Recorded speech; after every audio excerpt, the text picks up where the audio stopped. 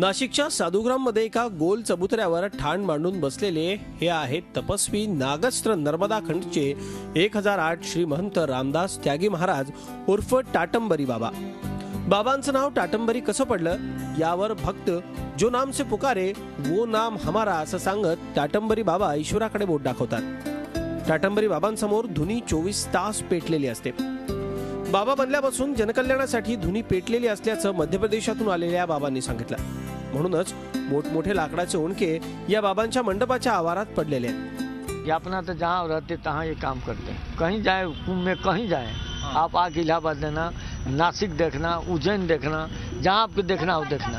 हरिद्वार जाएंगे तो ये काम करेंगे, कहीं रहेंगे अपना धुन पानी लगाएगा बैठेंगे। दर्शनासाठी येणाऱ्या भाविकांना बाबा नाराज न करता कुणाला उपदेश तर कुणाला आशीर्वाद देतात। भक्तांकडून मिळालेली चॉकलेट ते लहान मुलांना प्रसाद म्हणून देतात।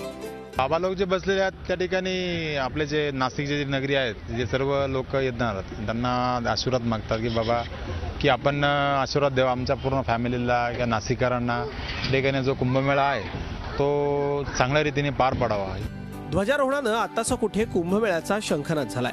अजून महत्वाचे 3 महिने आणि कुंभ पर्वाचं 1 वर्ष सरायचंय।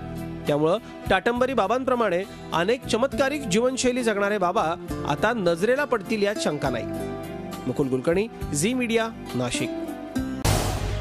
झी 24 तास रहा एक पाऊल पुढे।